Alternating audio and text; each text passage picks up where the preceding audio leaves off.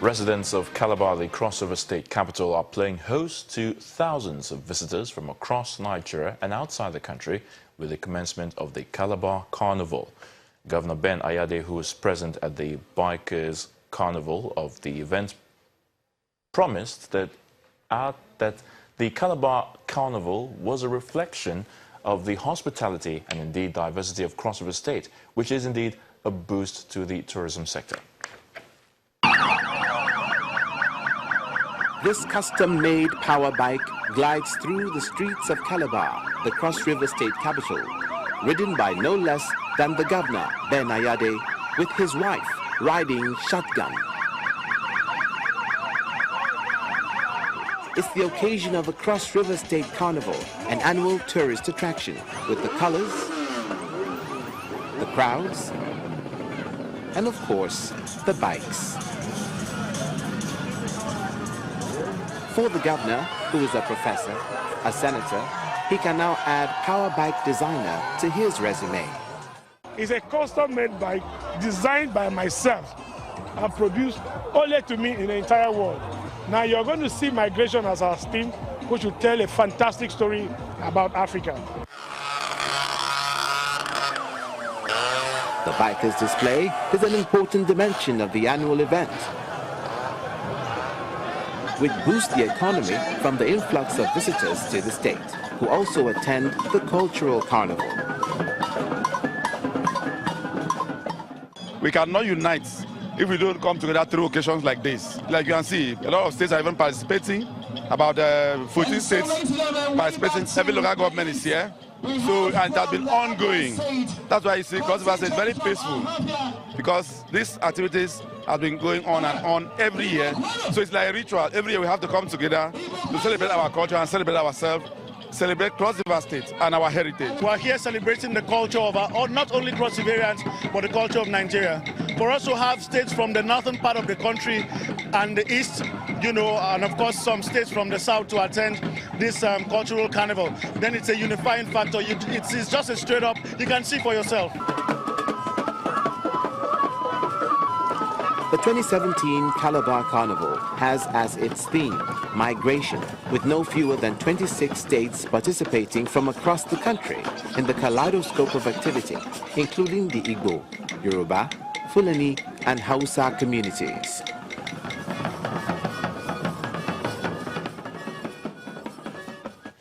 Well, African art broke new grounds this year, from making art from salt to the first African to design Britain's iconic Serpentine Pavilion. Well, here are just some of the unique strokes of creativity from the continent in 2017. On the eve of the swearing-in of U.S. President Donald Trump, Togolese painter and sculptor Gustave Akpeho Jonda added his voice to global debate over what the future would look like. Jonda painted an American flag with question marks in place of some of the stars that represent the country's 50 states. I asked myself, what's the new way of campaigning and the negativity that went along with it? And then all of a sudden, there was a winner. I also have been asking myself, who is this person? What will he change? What will he really accomplish? So these are the same questions that I've been asking myself, which we shouldn't be asking. But when you have a major country like the US, you have to ask a lot of questions. Also influenced by what was happening in the US as Barack Obama left office, South African artist Pacey Maimela used salt to bring out a unique taste for arts. Maimela experienced a revelation after he saw a bag of salt spilled on the floor. It took the seasoning to a whole new level by using it to create works of art. Being an artist in total is not easy, because not everyone understands art, and then not everyone is willing to buy art. But everyone is willing to buy something that's provoking to their feelings. Burkina Faso architect Francis Kéré made history by being the first African to design the summer pavilion at London's Serpentine Gallery. Each year, the Serpentines select an architect who has never built anything in England to take on the high-profile job of creating a temporary structure that fits with its surroundings and is highly original. Give them a chance, give them a chance. You will see there is a lot of designer having the big desire to express, to use architecture as a catalyst to inspire people, to push people to believe in themselves. I came from Ghana, a very little village in Burkina Faso, and now I have the chance to design at the Serpentine. So design can be learned.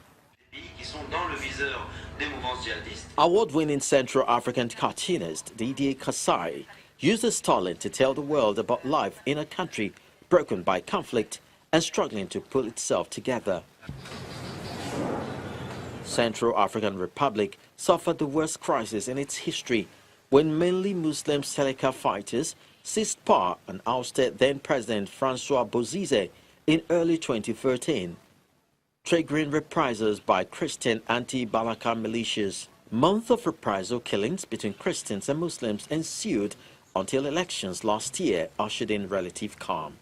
Chaque fois que je fais un dessin, chaque fois que je réalise un truc, Each time I draw something, each time that I write a caption for my drawing, it's for the people to understand the consequences of the war and give them something to think about in order to avoid war again and prevent the suffering caused by it. éviter que la population souffre de ces affres de la guerre.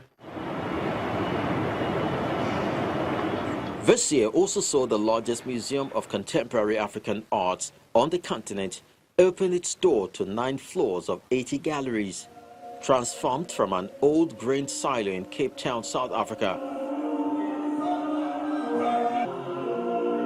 The Zaid's Museum of Contemporary Arts was developed as a home for the extensive collection of African arts belonging to German businessman Jochen Zaid, and will be growing its acquisitions from the continent's wealth of artists.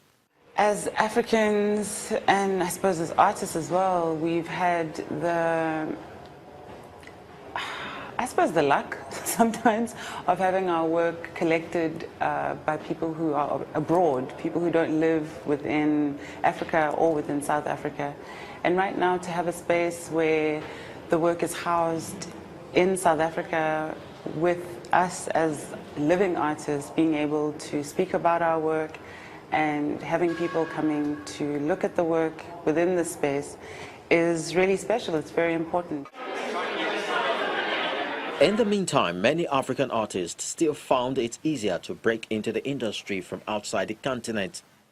Critics agreed it was a significant year for art and bold expression across Africa and the diaspora. Like they say, art is indeed life. With that, we draw the curtain on the program Network Africa. Thanks so much for watching. I'm Ayotunde Balu.